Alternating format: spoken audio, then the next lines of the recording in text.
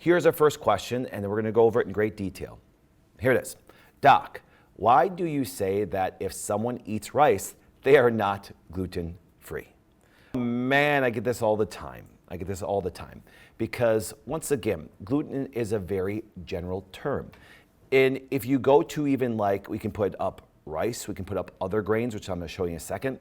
And what happens is by them putting gluten-free, it's like when the FDA allowed food labeling for trans fats to be on the front of the box. It says trans fat free, and then you look, they allow a certain amount of milligrams in the back, and you're going, well, that's a lie. Well, this is kind of one of those perpetual word salads that's kind of a lie. If you look at this, when you look at gluten, it's a general term for a protein. Now, because gluten was probably most researched by far when it came to celiac. Celiac is a very devastating autoimmune disorder for the GI to the point where it can end up in having major surgeries, there can be major infections. There's a lot of devastation to people that have celiac, so I'm very empathetic. But then people say, Doc, I have celiac, I stay away from gluten, and guess what happens? I'm still reacting to foods. And it confuses a lot of doctors because they look and say, they're eating no wheat. There is no doubt. But if you can take a look at the graph here, type of grains, and once again, if you want to look at it this way, the wheat gluten, it's called a prolamine. It's called gliadin. So therefore, it's the largest protein gluten in all of the grains. You can see about 69% of the total protein comes from that gluten. So come back here a second, we'll go back to the chart.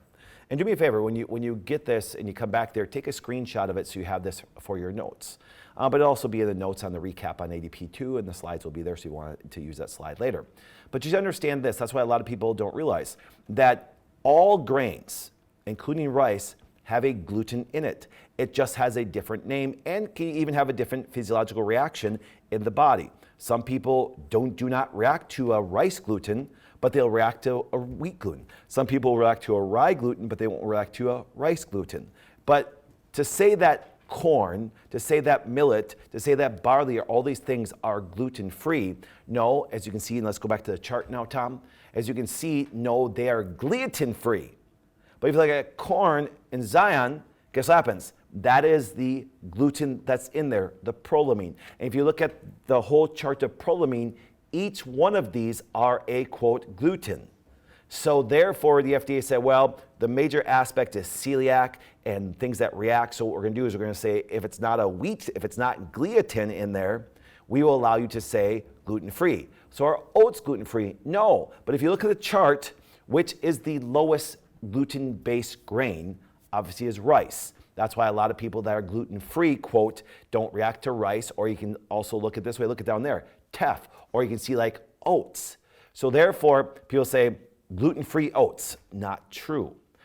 If you look at wheat, rye, oats, barley, millet, corn, rice, sorghum, teff, none of them, by definition, are gluten-free. Not one of them. The only way that you are gluten-free is if you avoid all those grains. So therefore, oh, I'm gluten-free, well, oats. But then I did have a lot of celiac people that came in for care, and we still have a lot of celiac people coming in for care for all of our doctors, and they are still reacting, and they're confused why.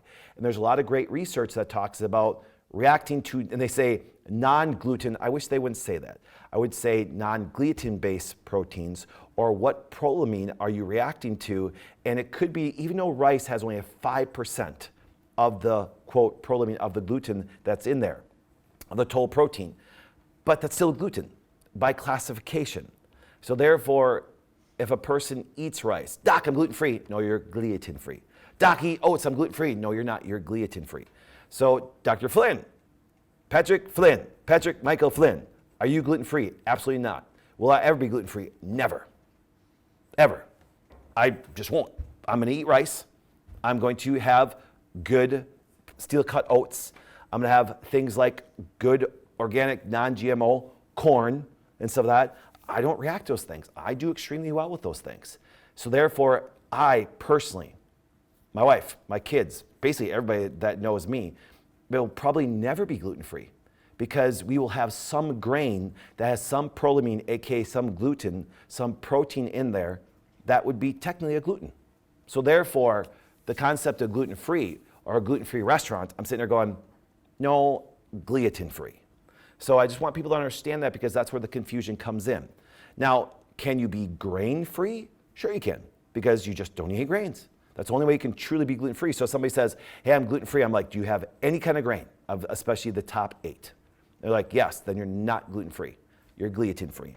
And that's okay, and I'm not saying that everybody reacts to all the glutens. There's people, even though just like dairy, about 1/3 of the population reacts to dairy. I'm not one of those instead of that. And there's a portion of people that react to the gluten, but not does everybody? No. In general, are people have a little safer reactions if they just don't eat grains? Sure, that's why a lot of people do go grain-free and see positive benefit that way. But just remember, if you eat any kind of grain, just tell people that you are gluten-free, which no one will understand because they'll be like, what's gluten? And see, that's the confusion that does come in. So I personally will never be gluten-free, nor will my wife, nor will my kids, nor probably anybody in this room, because we'll have the least reactive prolamine. But people can react to them. And I've had patients saying, listen, you got to go grain-free, and then you truly be gluten-free. So just trying to change that confusion of what people do when I talk about they're not really gluten-free. All right.